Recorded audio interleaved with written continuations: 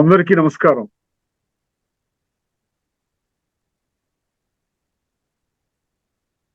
శ్రీమద్ భగవద్గీత ఆధ్యాత్మిక రహస్యాలు శీర్షికలో శ్రీ త్రినాథ్ గారు ధారావాహిక ప్రసంగం చేస్తున్నారు.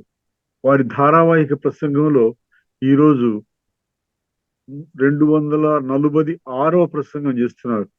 శ్రీ త్రినాథ్ గారికి స్వాగతం. శ్రీమద్ భగవద్గీత ఆధ్యాత్మిక రహస్యాలు ఈ కార్యక్రమాన్ని వీక్షిస్తున్నటువంటి సోదర సోదరిమణులందరికీ కూడా నమస్కారం. ముఖ్యంగా గీతని ప్రేమించేవాళ్ళు అంటే పరమాత్మని ప్రేమించేవాళ్ళు, సత్యాన్ని ప్రేమించేవాళ్ళు, ధర్మాన్ని ప్రేమించేవాళ్ళు, మంచిని ప్రేమించేవాళ్ళు అందరికీ కూడా స్వాగతం తీసుకోవాలి. శ్రీమద్ భగవద్గీత ఆధ్యాత్మిక రహస్యాలు ప్రతి ఒక్కరూ కూడా తెలుసుకోవాలండి. ప్రతి ఒక్కరూ ఒక లక్ష్యాన్ని పెట్టుకోవాలి. ఎందుకంటే భగవంతుడు చెప్పినటువంటి మాటలని మనము గాని పెడచెవిన పెట్టినట్లయితే మనము ఆధ్యాత్మికంగా ఎదగలేమండి. ధార్మికంగా అంటే ఈ ఒక్క జన్మకి, ధార్మికం అంటే భౌతికము, ఈ రెండు కళ్ళ ద్వారా చూసేటువంటి ఈ ఒక్క జన్మకి మనం పర్వాలేదు, ఏదో విధంగా మనకున్నటువంటి ధనము ద్వారా, మనకున్నటువంటి పరపతి ద్వారా, పదవి ద్వారా, సంబంధాల ద్వారా మనము కాస్త సుఖంగా జీవితాన్ని గడపచ్చు. కానీ అది మన గమ్యము కాదు. మన గమ్యము ఆత్మశుద్ధి. అర్థమైందండి. 5వ అధ్యాయం 11వ శ్లోకంలో కాయేన మనసా బుద్ధ్యా కేవలైరింద్రియైరపి యోగినః కర్మ కుర్వంతి సంగం త్యక్త్వ ఆత్మశుద్ధయ్యే అంటాడు. ఈ సమూలంగా నీకున్నటువంటి ఆపరేటర్స్ మొత్తం శరీరము, ఇంద్రియాలు, మనసు, బుద్ధి ఇవన్నీ కూడా ఇప్పుడు ఆత్మశుద్ధి కోసమే వినియోగించాలి అంటారు. అందుకని ఈ ఆత్మశుద్ధి అన్న దానికి వర్తమాన సమయంలో చాలా ఏమంటారు, దానికి తక్కువ ప్రాధాన్యత ఇవ్వడం జరిగింది. శరీరం యొక్క భౌతిక సాధనాలను సమకూర్చుకోవడం, దానికి అవసరమైన ధనాన్ని సమకూర్చుకోవడం కొరకే అత్యధిక ప్రాధాన్యం చెప్పచ్చు. అత్యధిక కూడా కాదు, 100% ప్రాధాన్యం. కానీ ఇప్పుడు అంతిమ సమయం, కలియుగం యొక్క అంతిమ సమయం, సృష్టి చక్రం యొక్క అంతిమ సమయం, పరమాత్మ యొక్క అవతరణ సమయము. అర్థమైందండి. వారే స్వయముగా మనకి బోధిస్తున్న విషయం. ఏ పరమాత్మనైతే మనం తల్లి తండ్రి ఆ విధంగా మనం గౌరవిస్తూ ముందుకు వెళ్తున్నామో, ఆ తల్లి తండ్రి స్వయముగా పలికినటువంటి మహావాక్యాల సంగ్రహ సారము శ్రీమద్ భగవద్గీత. ఈ విషయాన్ని మనం విస్మరించడం జరిగింది. దాన్ని యోగ శాస్త్రము కాకుండా యుద్ధ శాస్త్రముగా దాన్ని ఎక్కువగా ప్రచారం చేయడం జరిగిందండి. ఆ విధంగానే దాని ఆధారంగానే సినిమాలు, టీవీ సీరియల్స్ ద్వారా ఇంకా గట్టిగా మన మనసులో మన బుద్ధి అనేటువంటి ఫలకం మీద అక్కడ కూర్చోబెట్టారు. అందుకని ఇప్పుడు ఈ రోజున భగవద్గీత యుద్ధ శాస్త్రము కాదు అంటే కూడా నమ్మేవాళ్ళు ఎవరు? చాలా మంది నమ్మరండి. కానీ భగవద్గీత అంటే మనకి ఏమర్థం చేసుకున్నాము?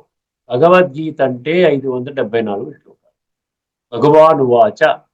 ఈ ప్రపంచంలో ఎక్కడ మీరు భగవద్గీత పుస్తకాన్ని కొనుక్కున్నా 574 శ్లోకాలు ఒకటే విధంగా ఉంటాయి. దీని ఆధారంగానే కదా మనకి భగవంతుడు ఏం చెప్పినా ఇదే ఆధారంగా కదా.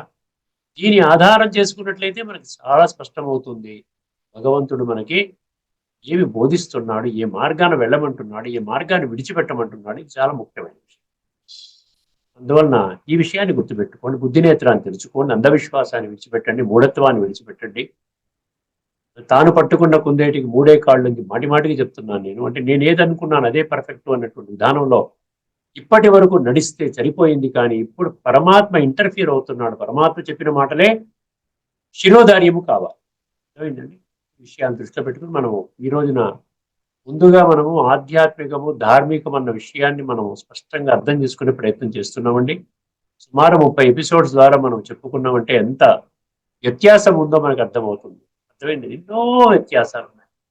ప్రతిదీ మనం కూలంకషంగా అర్థం చేసుకునే ప్రయత్నం చేస్తున్నాం. ఎందువల్ల చేస్తున్నాము అంటే ధార్మికత కంటే ఆధ్యాత్మికత గొప్పది.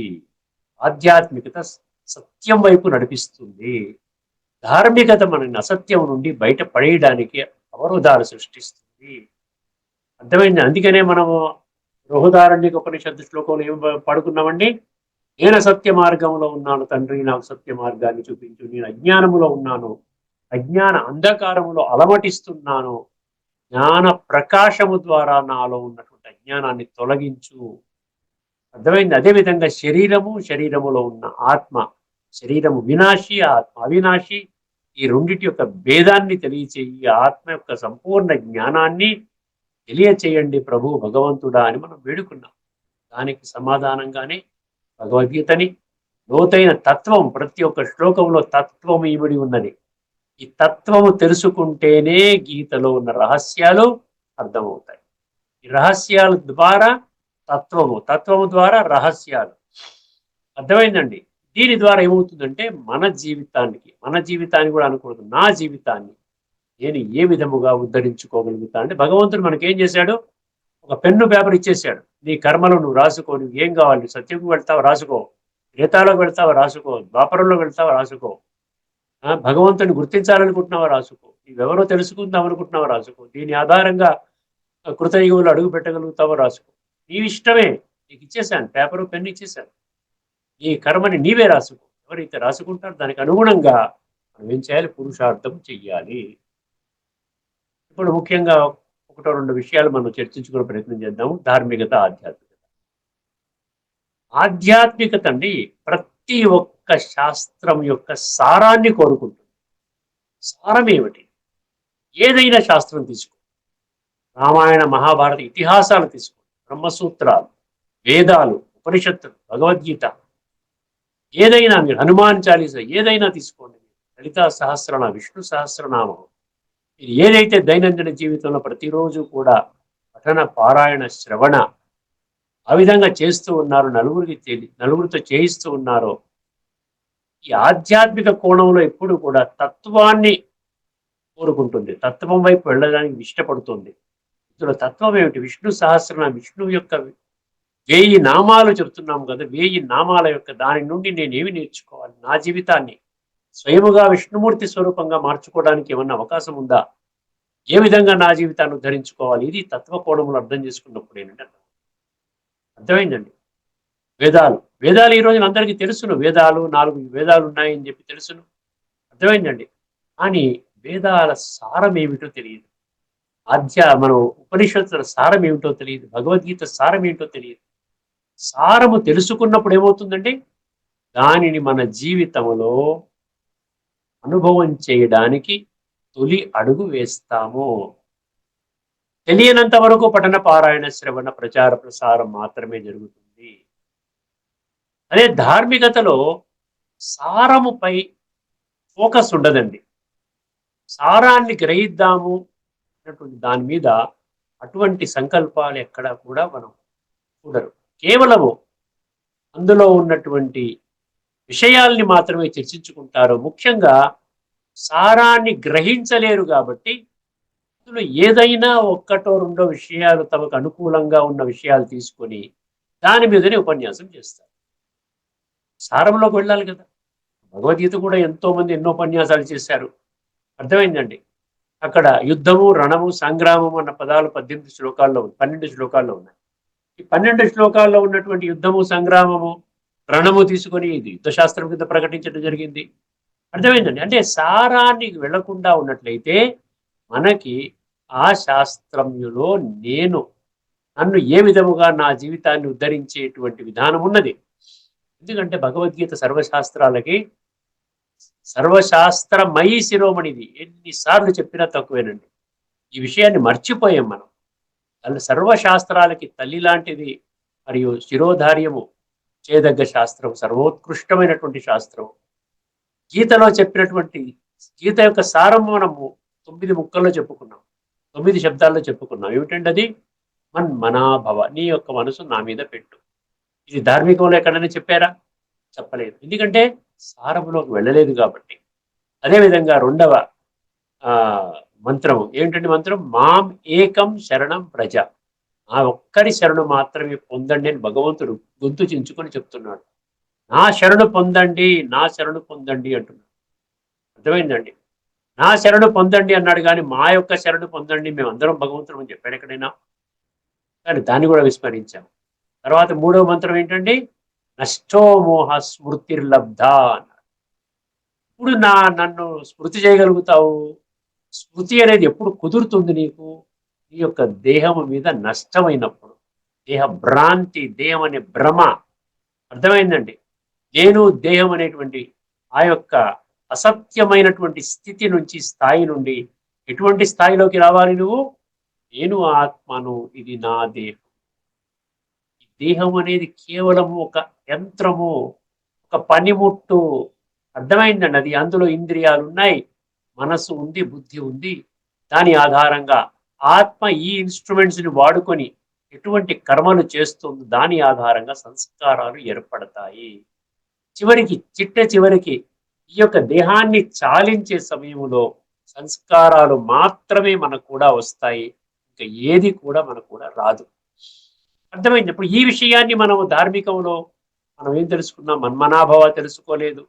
మామేకం శరణం వ్రజ మనం చదువుకున్నాము, పఠనం చేశాము, పారాయణం చేసుకున్నాము. మామేకం శరణం వ్రజ, నా ఒక్కరి శరణు మాత్రమే పొందాలి అంటే ఆ ఒక్కరి యొక్క సంపూర్ణమైనటువంటి పరిచయం మనకు దొరికిందా? మనం ఏదైతే అనుకుంటున్నామో ఆ విధంగానే నడుస్తూ ఉన్నాము. చివరి దశలో నువ్వు అనుకున్నది అసత్యం నాయన, భగవంతుడు ఆ విధంగా చెప్పలేదు, గీతలో చెప్పినటువంటి విషయాల ఆధారంగా నువ్వు ఏమన్నా తెలుసుకున్నావా అంటే ఏమి తెలుసుకోలేదండి. ప్రపంచమంతా ఏ మార్గాన్ని నడుస్తుందో నేను ఆ మార్గాన్ని నడుస్తున్నాను. అని సత్య మార్గం ఏమిటి, అసత్య మార్గం ఏమిటి అన్న విషయం మీద నేను ఫోకస్ చేయలేదు. ఇప్పుడేమో నేను చేద్దామంటే నా శరీరం సహకరించటం లేదు. చాలా రకరకాల అనారోగ్య సమస్యలతో బాధపడుతున్నాను. వాతావరణం కూడా బాగులేదు, ఇంట్లో కూడా సహకరించటం లేదు. ఇలాంటి పరిస్థితి వస్తుంది. అందుకని ఎక్కడో ఒక శ్లోకం తీసుకొని, ఎక్కడో ఏదో అధ్యాయంలోంచి ఒక శ్లోకం తీసుకొని మీకు ఒక దారిని చూపించే విధానం ధార్మికంలో మనకు కనబడుతుంది. అక్కడ సారంలోకి వెళ్ళరు. సారం అంటే ఏమిటి? సారం అంటే సంపూర్ణమైనటువంటి జ్ఞానం తీసుకుంటారన్నమాట. అంటే భగవంతుడు ఏం చెప్పాడు, 574 శ్లోకాల్లో ఏం చెప్పాడు?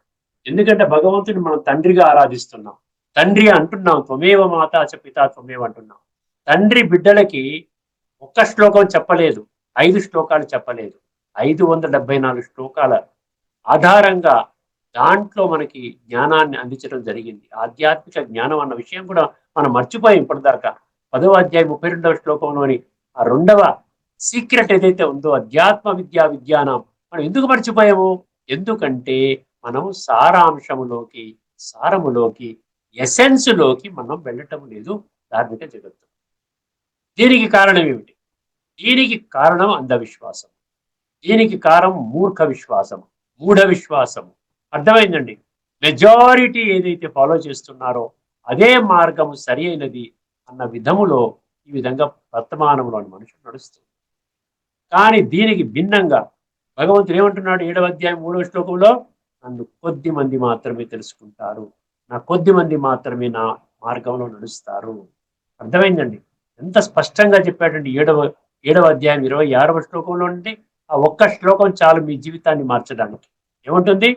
వేదాహం సమతీతాని వర్తమానాని చ అర్జున భవిష్యాని చ భూతాని మాం తు వేద నా కశ్చన. నా గురించి ఎవరికి తెలియదని ఇస్తున్నాడు. ఎందుకనాలా ఆ విధంగా? అందరూ గీతా భగవంతుడు అంటే ఫలానా అని చెప్తారు కదా. అలాంటప్పుడు దాన్ని ఎందుకు ఖండిస్తున్నాడు భగవంతుడు? దానికి ఏమైనా విలువనిచ్చాము మనము? మాం తు వేద నా కశ్చన అంటే, కశ్చన అంటే ఏ ఒక్కరికి కూడా, నా వేద, మాం అంటే నా గురించి, నా వేద ఎవరికి తెలియదు, నా సంపూర్ణ పరిచయం ఎవరికి లేదు అని అంటున్న విషయానికి మనం ప్రాధాన్యత ఇవ్వక్కర్లేదా? మనం దాన్ని పట్టించుకోనవసరం లేదా? అర్థమైందండి. మాం వేత్తి తత్వత అన్నాడు. తత్వం ఆధారంగానే మాత్రమే నన్ను తెలుసుకుంటారు అంటున్నాడు కదా. నాకు సమస్త మానవాళి యొక్క భూత, వర్తమాన, భవిష్యత్ కాలాల జ్ఞానం ఉన్నది. కానీ నా గురించి ఎవరికి తెలుసుకోలేరు, ఎవరు తెలుసుకోలేరు. సమహాత్మ సుదుర్లభ ఎందుకన్నాడు? అతి కష్టం మీద నన్ను తెలుసుకునేటువంటి నా పిల్లలు దొరుకుతున్నారు. ఎన్నో 90 సంవత్సరాల నుంచి పనిచేస్తుంటే ఇప్పుడు 20 లక్షల మంది తెలుసుకున్నారు. అంటే ఎంత ఇంపార్టెంట్ చూడండి. దాని యొక్క ఎంత గుహ్యమైన విషయాలు చెప్తున్నాడు భగవంతుడు. ఈ రోజున భగవంతుడు వచ్చాడు అన్న సంగతి కూడా ఎన్ని టీవీ ఛానల్స్ ఉన్నాయండి, ఎన్ని యూట్యూబ్ ఛానల్స్ ద్వారా ఈ యొక్క సంస్థనే భగవంతుడు స్థాపన చేశాడని చెప్తున్నాం. ఈ యొక్క సంస్థ ద్వారానే భగవంతుడి యొక్క మహావాక్యాలు ప్రపంచంలోకి వెళుతున్నాయి. దాని ఆధారంగానే ఇన్ని లక్షల మంది తయారయ్యారు. ఇక్కడ సంస్కార పరివర్తనే ముఖ్యమైనటువంటిది. ఆత్మజ్ఞానం చెప్తారు, పరమాత్మ జ్ఞానం చెప్తారు. అదేవిధంగా ఆత్మ పరమాత్మ కలయిక అంటే యోగం అనేటువంటి విషయాన్ని కూడా స్పష్టంగా చేస్తున్నారు. ఇన్ని వేల సేవా కేంద్రాలు ప్రపంచ వ్యాప్తంగా, ఆ విధంగా చిన్న పెద్ద కలిపితే మీకు 35,000 సేవా కేంద్రాలు ఉన్నాయి. అందులో రిజిస్టర్డ్ సేవా కేంద్రాలు, పెద్ద పెద్ద సేవా కేంద్రాలే 4,500, సుమారు 5,000 సేవా కేంద్రాలు. అర్థమైందండి. తర్వాత సబ్ సెంటర్స్ అంటారు, తర్వాత మళ్ళీ గీతా పాఠశాల అంటారు. అర్థమైందండి. ప్రతి ఇల్లు ఒక గీతా పాఠశాలగా తయారు చేస్తున్నారు. అంటే ప్రతి ఒక్కరికి కూడా 1 కిలోమీటర్ 2 కిలోమీటర్ రేంజ్ లోనే ఏదో ఒక సెంటర్ ఏర్పాటు చేశారు. భగవంతుడు ఎందుకు ఏర్పాటు చేశాడో, రండి రా నాయన, నేను వచ్చాను, నా గురించి ఇంకా వెతుకుతూ ఉన్నారు, ఇంకా మీ వెతుకులాట అనేది ఆపండి, ఇంకా అక్కర్లేదు, నేనే ప్రత్యక్షంగా వచ్చి, నేనే ఏ యొక్క జ్ఞానము ద్వారా మనుషులు సత్యయుగంలోకి వెళ్తారో, ఏ యొక్క జ్ఞానము ద్వారా స్వర్గం అనబడేటువంటి ఆ సత్యయుగంలోకి వెళ్తారో, ఆ జ్ఞానాన్ని మాత్రమే చెప్తున్నాను. అర్థమైందండి. ఆ జ్ఞానమే ఎందుకు ఇప్పుడు ఆ జ్ఞానమే కదా కావాలి. ఇప్పుడు కలియుగం అయిపోతుంది, సత్యుగం వస్తోంది అంటే ఏ జ్ఞానం చెప్పాలి భగవంతుడు? అందులోకి వెళ్ళే మార్గమే చెప్పాలి. ఇక వేరే మిగతాదంతా వ్యర్థము. ఆత్మని సంస్కరించినటువంటి జ్ఞానము వ్యర్థము. భగవంతుడు అన్న అజ్ఞానం అని చెప్పేశాడు. 13వ అధ్యాయంలోని 11వ శ్లోకంలో ఏం చెప్పాడు? అధ్యాత్మ జ్ఞాన నిత్యత్వం తత్వ జ్ఞానార్థ దర్శనం ఏతత్ జ్ఞానమితి ప్రోక్తం అజ్ఞానం యదతో అన్యద అనేసాడు కదా. ఆత్మ యొక్క ఉనికిని, పరమాత్మ యొక్క ఉనికిని, రాజయోగం యొక్క ఉనికిని, సంస్కార పరివర్తన యొక్క ఉనికిని నీకు అర్థం చేయించలేనటువంటి జ్ఞానము వ్యర్థము అన్నాడు. ఇంతకంటే ఇంకేమైనా చెప్పాలా మీకు? అందుకనే మనకి ఎప్పుడు సారములోకి రావాలి. ఏ ఒక్క పదాన్ని విడిచిపెట్టకూడదు. ఇన్ని వేదాలు, 4 వేదాలు ఉన్నాయి. ఫలానా సామవేదంలో ఏముంది, ఫలానా ఋగ్వేదంలో ఏముంది, ఫలానా అధర్వణ వేదంలో ఉంది, ఫలానా దీంట్లో ఏముంది, ఆ సారం ఏమిటి, నాకు వచ్చిన సందేశం ఏమిటి, ఉపనిషత్తుల సందేశం ఏమిటి, నేనేం చెయ్యాలి, నా జీవితాన్ని ఏ విధంగా ఉద్ధరించుకోవాలి. ఎందుకంటే చిట్ట చివరికి నేను ఏదైతే జ్ఞానాన్ని నేను జీవితంలో ఆచరిస్తానో, అనుభవిస్తానో, దాని నుండే నా జీవితము ఉన్నతంగా శ్రేష్టంగా మారుతుంది. ఆత్మలో కుళ్ళిపోయిన సంస్కారాలు పవిత్రంగా తయారవుతాయి, శుద్ధంగా తయారవుతాయి. అంత శుద్ధమైనటువంటి ఆత్మగా నేను తయారు చేసుకుని ఇప్పుడు శరీరాన్ని విడిచిపెట్టాను అనుకోండి, ఎంత ఆనందంగా శరీరాన్ని విడిచిపెడతారండి. భగవంతుడు ఎన్ని శ్లోకాలు చెప్పాడు? దగ్గర దగ్గర 10-12 శ్లోకాల్లో ఈ శరీరాన్ని విడిచిపెట్టే ముందర ఎటువంటి మానసిక స్థితి నీలో ఉండాలి అని ఎంత స్పష్టంగా చెప్పాడండి. మరి దాన్ని ఏమైనా తీవ్రంగా తీసుకుంటున్నామా? ఆ కోణంలో మనం ప్రయత్నం చేస్తున్నామా? ఒక్కసారి మనందరం కూడా, ఇది చాలా తీవ్రమైన విషయము, గుహ్యమైన విషయము, గంభీరమైన విషయము. ఇది దాన్ని తేలికగా ఏదో ఒక ప్రవచనం లాగా వినడానికి ఉద్దేశించబడినటువంటి కార్యక్రమం కాదండి. ఖచ్చితంగా ఈ యొక్క రహస్యాలు ఇప్పుడు దాకా ఏ విధంగా 245 ఎపిసోడ్స్ ద్వారా మనం చర్చించుకున్నాము. దయచేసి దీన్ని తీవ్రమైన విషయంగా భావించి మీరు మీ జీవితాన్ని సర్వాంగ సుందరంగా శ్రేష్టంగా చేసుకొని జీవితాన్ని సార్థకం చేసుకోండి అని భగవంతుడు తెలియజేస్తున్నారు. సో ఈ అంశాన్ని మనం ఇక్కడితో ఫుల్ స్టాప్ పెడదాము. రాబోయే ఎపిసోడ్లో మరికొన్ని అంశాలు తీసుకుందాం. ధార్మికత, ఆధ్యాత్మికత మధ్యలో ఉన్నటువంటి భేదాలని. ఇప్పుడు మనము మన మెయిన్ సబ్జెక్ట్ ఏదైతే ఉందో ఏమిటండి, కర్మ చెయ్యాలి, కర్మని విడిచిపెట్టకూడదు, కర్మ సన్యాసాన్ని భగవంతుడు చెప్పడం లేదు, కర్మ యోగాన్ని చెప్తున్నాడు. అంటే ఏం చేయమంటున్నాడు? నీవు కర్మ చెయ్యి, కానీ ఏం చేయమంటున్నాడు? విషయ వికారాల వలయము నుండి బయటికి రా, విశ్వాత్మలందరి కళ్యాణము చేసే కర్మలు చెయ్యి, భగవంతుడి ధర్మ సంస్థాపన కర్తవ్యాన్ని సమర్థించే కర్మలు చెయ్యి. ఇప్పుడు వర్తమాన సమయములో భగవంతుడు సృష్టి మీద అవతరించినటువంటి సమయములో 89 సంవత్సరాలుగా ఈ యొక్క యజ్ఞము, రాజస్వ అశ్వమేధ అవినాశి రుద్ర గీతాజ్ఞాన యజ్ఞము సాక్షాత్తు భగవంతుడే స్థాపన చేసినటువంటి ప్రజాపిత బ్రహ్మ కుమారి ఈశ్వరీయ, అండర్లైన్ చేసుకోండి, ఈశ్వరీయ విశ్వవిద్యాలయం. నా పేరు ఈశ్వరుడు అని 15వ అధ్యాయంలోని 17వ శ్లోకంలో చెప్పారు. ఇది కాకుండా మహేశ్వర, పరమేశ్వర, యోగేశ్వర, ఈశ అన్న పదాలు సుమారు 26 శ్లోకాల్లో భగవద్గీతలో ఉన్నాయి. ఇంకా వేరే పేరు ఏమీ లేదు. కేవలం 2 విధాలుగా భగవంతుని మనం పలకరిస్తున్నాము అని చెప్పాడు. ఒకటి ఈశ్వర అన్నాడు, 2 పరమాత్మ అన్నాడు. అర్థమైందండి. మూడవది భగవానువాచ అన్నాడు. కాబట్టి ఈ 3, అందుకనే నేను ఈ 3 పదాలు తీసుకుంటున్నాను. భగవానువాచ, భగవాన్, ఈశ్వరుడు అని పేరు పెట్టాడు కాబట్టి ఈశ్వర. తర్వాత ఇంకేం చెప్పాడు? పరమాత్మ అని కూడా అన్నాడు. ఉత్తమ పురుషస్త్వన్య పరమాత్మే ఉదాహృత యో లోకత్రయమావిశ్య విభర్తి అవ్యయ ఈశ్వర. ఇప్పుడు ఈ కర్మ ఫలితాన్ని విడిచిపెట్టండి, విషయ వికారాలను సన్యసించండి, యోగ మార్గాన్ని అనుసరించండి అని స్పష్టంగా తెలియజేసేటువంటి శ్లోకం అండి 4వ అధ్యాయంలోని 41వ శ్లోకం. ఏం చెప్తున్నాడంటే, ఇప్పుడు ఈ సమయములో కర్మ బంధనంలోకి వెళ్ళకండి అంటున్నాడు. కర్మ బంధనములో చిక్కుకునే కర్మలు చేయకండి. కర్మ బంధనంలో చిక్కుకోవడం అంటే ఏంటి, అర్థం ఏంటి ఇప్పటికీ మనం తెలుసుకున్నాం కదా. కర్మ బంధనంలో చిక్కుకోవడం అంటే ఆత్మని ఇంకా పాడు చేసుకోవడం. బంధనం అంటే ఏమవుతుంది, అందులో స్వార్థపూరిత కర్మలు, కల్మషంతో కూడుకున్న కర్మలు, భ్రష్ట కర్మలు, విషయ వికారాలతో కూడుకున్న కర్మలు, లోభగుణముతో చేసే కర్మలు, ఇతరులని హింసించి దుఃఖపెట్టి బాధ పెట్టి చేసేటువంటి కర్మలు. ఎందుకు మనం ఈ రోజున సాటి మనిషి దుఃఖపడినా పర్వాలేదు, నేను కోటీశ్వరుని అయిపోవాలి ఉన్న పడంగా? ఎందుకంటే చాలా జాగ్రత్తగా అర్థం చేసుకోండి. ఆధ్యాత్మిక దృష్టికోణం మాత్రమే చెప్తుంది విశ్వాత్మలందరికీ తండ్రి ఒక్కడే. పితాహమస్య జగత మాత దాతా పితామహ వేద్యం పవిత్రమోంకార రుక్సామ యజురేవచ. ఏమంటే నేనే వేదాల సారాన్ని అంటున్నాడు కదా. నేనే వేదాల సారాన్ని అంటే వేదాలు మొదలైన శాస్త్రాల సారాన్ని నేనే. నన్ను తెలుసుకోకుండా శాస్త్రాలు తెలుసుకుంటే లాభం ఏంటి? ఇప్పుడు ఈ కోణంలో ఇంకా ఎటువంటి కర్మలు కూడా కర్మాన్ని బంధించేటువంటి మీ యొక్క ఆత్మని పాడు చేసేటువంటి కర్మలు మీరు చెయ్యకండి, ఖబర్దార్ అంటున్నాడు. భగవంతుడి యొక్క ఆదేశం కింద, ఒక ఇన్స్ట్రక్షన్ కింద మీరు తీసుకోండి, ఆజ్ఞ కింద తీసుకోండి. 4వ అధ్యాయంలోని 41వ శ్లోకం. ముందుగా శ్లోకాన్ని వినండి. యోగ సన్యస్త కర్మాణం జ్ఞాన సంచిన్న సంశయం ఆత్మవంతం న కర్మాణి నిబధ్నంతి ధనంజయ. అర్థమైందండి? నిబధ్నంతి ధనంజయ. హే అర్జున, ధనంజయ అన్నాడు. ఏమిటి ధనంజయ అంటే ఏంటి? ధనం మీద జయం పొందాడంట. ఈ స్థూల ధనం మీద జయం పొందాడు. ఈ స్థూల ధనము నాకు కూడా ₹1 కూడా రాదు, దీని వెనకాల పడుతూ నా జీవితాన్ని వ్యర్థం చేసుకోను నేను. నాకు భగవంతుడు ఈ యొక్క జన్మకి నా పొట్ట పోషించుకోవడానికి, నా కుటుంబాన్ని పోషించుకోవడానికి తగిన సంపద నాకు ఇవ్వడం జరిగింది. ఇంకా దాని మీద వెంపర్లాడకూడదు. అదే అనమాట ధనంజయ అంటే. అర్థమైంది?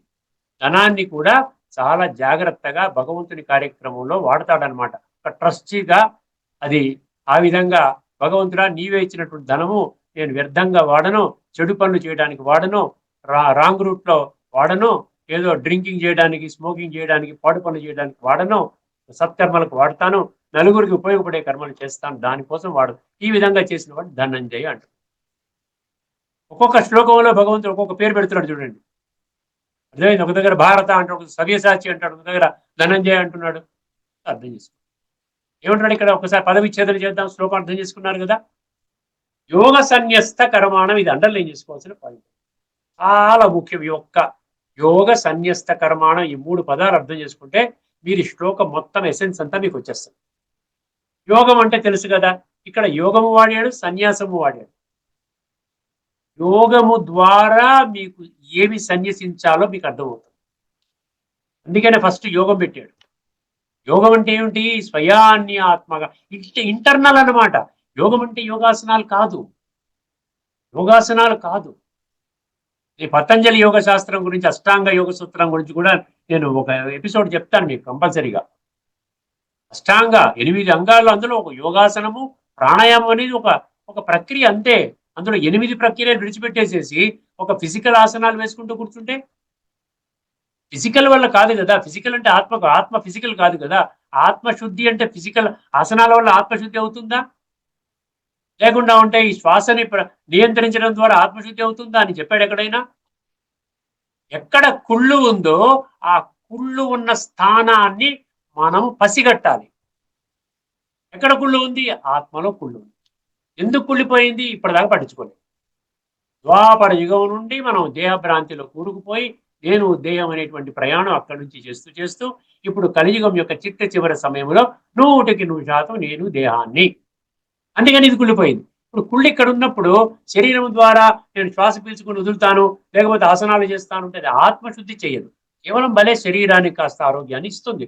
దానికి డౌటే అక్కర్లేదు. దాన్ని మనం తక్కువ చేయక్కర్లేదు. ఎందుకంటే పతాంజలి అష్టాంగ యోగ సూత్రాల్లో అది కూడా ఉంది. ఏముందండి? యోగం అంటే ఆసనాలు, ప్రాణాయామం కూడా ఉంది. మిగతా 6 కూడా మనం చెప్తాం. మిగతా 6 విడిచిపెట్టేసాం మనం. ఒక 2 తీసుకున్నాం. అష్టాంగంలో 2 తీసుకోమని ఎవరు చెప్పారు? పతాంజలి చెప్పాడా? చాలా తీక్షణమైన విషయం. సీరియస్ సబ్జెక్ట్ అండి ఇది. ఎందుకు ఈ రోజున మన జీవితాలు అస్తవ్యస్తంగా చింపిన విస్తరిలాగా, చిరిగిన విస్తరిలాగా ఏం పడితే చేసుకుంటున్నాము? ఒక తల్లి తండ్రి లేని పిల్లల్లాగా, అనాథల్లాగా తిరుగుతూ ఎవరు ఏది చెప్తే ఓకే ఓకే అనుకుంటూ భగవంతుడు బుద్ధినిచ్చినా కూడా మనం వాడుకోకుండా మళ్ళీ ఏమో విశ్వాత్మ ఏమంటారు, మళ్ళీ 84 లక్షల జీవరాశుల్లో ప్రవేశించిన తర్వాత మనిషికి జన్మ దొరికింది. మనిషి అంటే ఆలోచిస్తాడు, నిర్ణయం తీసుకుంటాడు, నోట్ల మాట్లాడతాడు.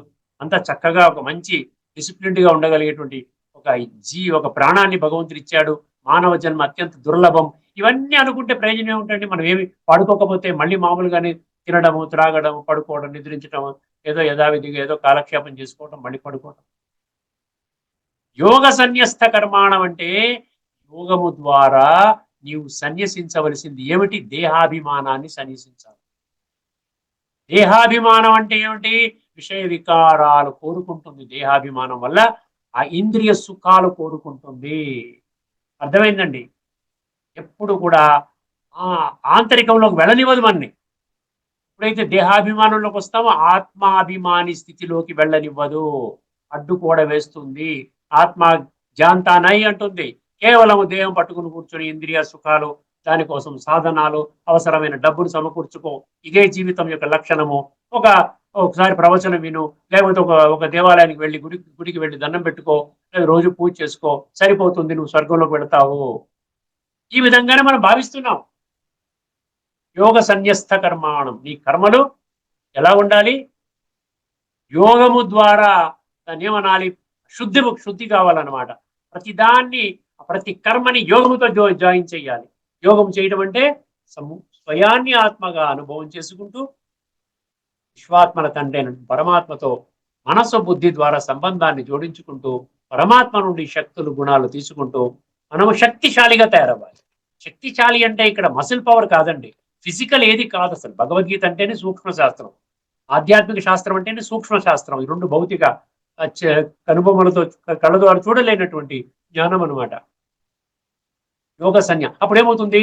విషయ వికారాల వలయములో ఇప్పటి వరకు అరకల్పము నుండి మనం కూరుకుపోయి ఆత్మజ్ఞానము పొందని కారణముగా ఆత్మనే విస్మరించి, అంటే నన్ను నేనే విస్మరించుకున్నాను. నేను ఆత్మని కదా, నా ఒంట్లో బాగోలేదు అంటే నేను ఆత్మనే కదా, నేను శరీరం కాదు కదా, నా గుండెకి బైపాస్ సర్జరీ అంటే నేను శరీరం కాదు కదా, నా గుండె, నా కళ్ళు, నా చెవులు, నా కడుపు, నా తలనొప్పి, నా మోకాళ్ళ చిప్పలు అరిగిపోయాయి అంటే నేను వేరే కదా. ఆ వేరే అన్నది ఏమిటో ఇప్పుడు దాకా అర్థం చేసుకోలేదు. అందుకని ఏమంటున్నాడు? ఇప్పుడు నేను బాగా పాడైపోయాను కాబట్టి ఇప్పుడు నేను కంప్లీట్గా ఛార్జ్లోకి తీసుకోవాలన్నమాట. నన్ను నేను తీసుకోవాలన్నమాట, కంట్రోల్లోకి తీసుకోవాలి. ఇప్పుడు నేను శుద్ధి చేసుకోవాలి, నన్ను నేను శుద్ధి చేసుకోవాలి. భగవంతుడు నా అదృష్టం కొద్దీ నాకు యోగ మార్గం అర్థమయ్యింది. దానివల్ల ఈ యొక్క రినౌన్సియేషన్ అంటే ఇంటర్నల్ రినౌన్సియేషన్. మనం ఎక్స్టర్నల్ గా ఈ రోజున సన్యాసి మార్గంలో ఎక్స్టర్నల్ గా డ్రెస్ మార్చుకుంటున్నారు. ఇంటి అడ్రస్ మార్చి ఇంకొక అడ్రస్కి వెళ్తున్నారు. ఈ అడవుల నుండి కొండల కనండి, ఇంకో దగ్గరికి కనండి, వేరే ఊరికి వెళ్ళిపోయి ఆశ్రమాలు కట్టుకుని అది అడ్రస్ మార్చుకుంటున్నారు. సో అడ్రస్ ఇది ఎక్స్టర్నల్, ఇది బాహ్యము. భగవంతుడు బాహ్యం గురించి చెప్పడం లేదు, ఆంతరికం గురించి చెప్తున్నాడు. సో ఏది సన్యసించాలి? కామ, క్రోధ, లోభ, మోహ, అహంకారాలు అనబడేటువంటి పంచ వికారాలని సమూలముగా సన్యసించాలి అంటున్నాడు. అది యోగ సన్యస్త కర్మాణం అంటే అంత మీనింగ్ ఉందండి. కర్మాణం అంటే కర్మలు. శారీరం కేవలం కర్మ అని 2-3 శ్లోకాలు ఏం చెప్పాడు? నీకు అవసరమైన కర్మలు మాత్రమే చెయ్యి నాయనా. ఇది కాలచక్రం యొక్క అంతిమ శ్వాసలో ఉంది. నీకు తెలియదు, వర్తమానములో ఉన్న ఈ భూమండలంపై ఉన్న అత్యంత పెద్ద వాళ్ళకు కూడా, విశిష్ట వ్యక్తులు, నీవు చాలా గౌరవంగా చూస్తున్నటువంటి చాలా ఉన్నతమైన వ్యక్తులకు కూడా ఈ సీక్రెట్ తెలియదు. అందుకనే వాళ్ళు నీకు చెప్పలేదు. నాకు తెలుసును కాబట్టి నేను చెప్తున్నాను. సృష్టి యొక్క ఆది మధ్యాంతాల జ్ఞానం నా దగ్గర ఉన్నది. సర్గాణామాదిరంతశ్చ మద్యం చైవా అర్జున. చూడండి 10వ అధ్యాయం 32వ శ్లోకంలో సర్గాణం అంటే సర్గ అంటే సృష్టి, మానవ సృష్టి, ఆది అంత మధ్యం అన్నాడు కదా. ఆది మధ్య అంతిమ జ్ఞానం నా దగ్గర ఉంది. తెలిసిన వాడిని చెప్తున్నాను, మీరు నమ్మడం లేదు. తెలియని వాడు చెప్పిన మాటలు నమ్ముతున్నారు. అదేనమాట ఈరోజు వర్తమానంలోని పెద్ద వైపరీత్యం, పారాడాక్స్ అంటారు ఇంగ్లీష్లో. యోగ సన్యస్త కర్మాణం అర్థమైంది కదండి. జ్ఞాన సంచిన్న సంశయం అన్నాడు రెండవది. 3 పనులు చేయమన్నాడు కదా. ఒకటేమో యోగ సన్యస్త కర్మాణం అర్థమైంది. జ్ఞాన సంచిన్న సంశయం అంటే ఏమిటి? జ్ఞాన సంచిన్న సంశయం అంటే ఏమిటి? జ్ఞానము ద్వారా మీకు ఈ ఆధ్యాత్మికత అంటే ఏమిటి, ధార్మికత అంటే ఏమిటి, నేను శరీరమా, నేను ఆత్మ, ఇది నా శరీరమా, ఎందుకు మనుషులు చెడు కర్మలు చేస్తున్నారు, ఈ భౌతిక కర్మల చెడు కర్మల ద్వారా మన జీవితం ఉద్ధరింపబడుతుందా, ఆత్మలో ఉన్న కుళ్ళు పోతుందా, ఏమిటి మనుషులు ఇంత గొప్ప గొప్ప వాళ్ళు ఇంత ఎలా చెప్తున్నారు, ఇది కరెక్టేనా, 33 కోట్ల మంది దేవీ దేవతల్ని ఈ రోజున భగవంతుడిగా ఆరాధిస్తున్నాం, అది కరెక్టేనా, ఎన్నో సంశయాలు ఏదైతే ఉన్నాయో భగవంతుడు అంటున్నాడు, నేను 574 శ్లోకాల ఆధారంగా తెలియజేసిన జ్ఞానం ఆధారంగా దానిని ఛేదించు, ఆ సంశయాలని నివృత్తి చేసుకో అంటున్నాడు. జ్ఞాన సంచిన్న సంశయం. మూడవది ఏంటంటే ఆత్మవంతం అన్నాడు. ఎప్పుడు కుదురుతుంది ఇదంతా కూడా? నువ్వు ఆత్మిక స్థితిలో స్థిరమై ఉండాలి. అంటే నేను ఎవరిని? నేను ఒక ఆత్మని, చైతన్య శక్తిని, అవినాశి శక్తిని. ఈ శరీరము ద్వారా ఈ యొక్క సృష్టి నాటక రంగంపై విద్యుక్త పాత్రని అభినయిస్తున్నాను. పరమాత్మని తోడు పెట్టుకొని వారి యొక్క నిర్దేశకత్వంలో, డైరెక్షన్లో నేను నా జీవితాన్ని సమూలముగా ఉద్ధరించుకుంటున్నాను. ఇదనమాట ఆత్మవంతం అంటే. అది ఆత్మవంతం న కర్మాణి నిబధ్నంతి ధనంజయ. అటువంటి ఈ విధంగా 3 పనులు. యోగ సన్యస్త కర్మాణం అంటే ఏంటి? కర్మ చెయ్యి, కర్మ ఫలితాన్ని విడిచిపెట్టు. యోగ అది సన్యాసం చేయడం అంటే అదనమాట. ఏం సన్యాసం చేయాలి? కర్మ ఫలితాన్ని సన్యాసం చేయాలి. కర్మలలో ఉన్నటువంటి చెడుని సన్యాసం చేయాలి. నలుగురికి పనికొచ్చే పని చేయాలి. సర్వే జన సుఖినో భవంతు అంటున్నాం కదా. ఆ విధంగా ఎవరికి దుఃఖాన్ని కలిగించకుండా ఉండే విధంగా కర్మలు చేయాలి. యోగ సన్యస్త కర్మ, జ్ఞాన సంచిన్న సంశయం, ఆత్మవంతం. ఈ 3 చెప్పాడు కదా. ఈ 3 నువ్వు పాటించి కానీ నువ్వు చేసినట్లయితే నిబద్ధంతి ధనంజయ, అటువంటి కర్మలు నిన్ను బంధించవు, నీ ఆత్మని పాడు చేయవు సరికదా. యోగ మార్గము ద్వారా ఏమవుతుందంటే ఆత్మలో ఉన్న ఇప్పటి వరకు చేసినటువంటి కర్మల ద్వారా, లోపభూయిష్ట కర్మల ద్వారా పాడైపోయిన ఆత్మని బాగు చేసుకునే ప్రక్రియని నువ్వు మొదలు పెట్టడానికి వీలవుతుంది అంటున్నాడు. కర్మ బంధనంలో చిక్కుకోవడం. నిబద్ధంతి నా నిబద్ధంతి ధనంజయ, నా అన్నాడు కదా, నా నిబద్ధంతి ధనంజయ. ఇది ఈ శ్లోకంలోని తత్వం అండి. ఇందులో గీతా పుస్తకంలో ఏం చెప్పారో 4వ అధ్యాయంలో 41వ శ్లోకం మనం చర్చించుకొని ఈ యొక్క ఎపిసోడ్ని మనం పూర్తి చేసుకుందామండి. ఒక్కసారి జాగ్రత్తగా గమనించండి. 4వ అధ్యాయంలోని 41 యోగ సన్యస్త కర్మాణం 1, జ్ఞాన సంచిన్న సంశయం 2, ఆత్మవంతం 3 చేయాలి. 3 అర్థం చేసుకోవాలి. నా కర్మాణి నిబధ్నంతి ధనంజయ, అటువంటి కర్మలు చేసినట్లయితే నా నిబధ్నంతి ధనంజయ. ఏమిచ్చాడంటే, ఓ ధనంజయ, ఓ అర్జున, విధిపూర్వకముగా. సరే, ఇక్కడ విధిపూర్వకం అంటే భగవంతుడు నిర్దేశించిన విధానము అంటే ఏంటి? స్వయాన్ని ఆత్మగా భావించి పరమాత్మ యొక్క స్మృతిలో ఉండి ఆ విధంగా శ్రేష్ఠ కర్మలు చేయటం అన్నమాట. విధిపూర్వకముగా కర్మలను ఆచరించుచు కర్మ ఫలములను అన్నింటినీ భగవదర్పణము చేయుచు వివేకము ద్వారా. సరే, జ్ఞానం అంటే ఇక్కడ వివేకము అన్నాడు. అదే జ్ఞానాన్ని మన జీవితంలో మనం తీసుకొచ్చినట్లయితే మనలో వివేక శక్తి పెరుగుతుంది.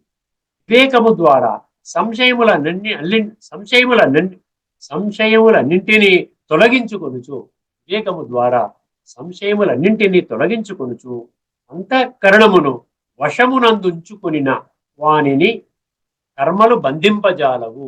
అంతఃకరణం వశనం అంటే ఏంటి? వశంలో తెచ్చుకోవడం అంటే ఏంటండి? ఆత్మవంతం అన్నాడు. అంతఃకరణము అన్నాడు. ఆత్మ అన్న సంగతి క్లియర్గా అర్థం కాలేదు కాబట్టి అంతఃకరణ. బాహ్యం అంటే శరీరము, అంతఃకరణ అంటే ఆత్మ. ఆత్మని మన కంట్రోల్లో పెట్టుకొని ఆత్మ యొక్క అనుభూతిలో ఉంటూ మనం ఏం చేయాలి? మన కర్మలు మనం శ్రేష్టమైన కర్మలు చేయాలి. 3 లక్షణాలు ఇచ్చాడు. ఏమిటండి లక్షణాలు? యోగి యొక్క యోగ సన్యస్త కర్మాణం, జ్ఞాన సంచిన్న సంశయం, ఆత్మవంతం. ఈ 3 చేసినట్లయితే కర్మలు బంధించవు అంటున్నారు. ఓకేనండి, ఇక్కడితో మనం ఈ చర్చను ముగించుకుందాం.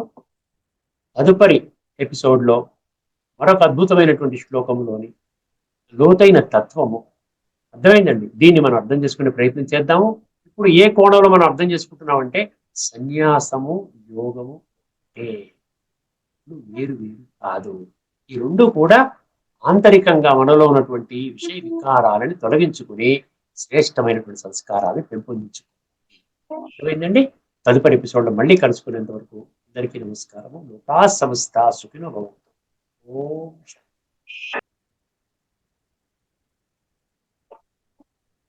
శ్రీమద్ భగవద్గీత ఆధ్యాత్మిక రహస్యాల తాత్వికతను సవివరంగా వివరించిన శ్రీ త్రినాథ్ గారికి ధన్యవాదాలు.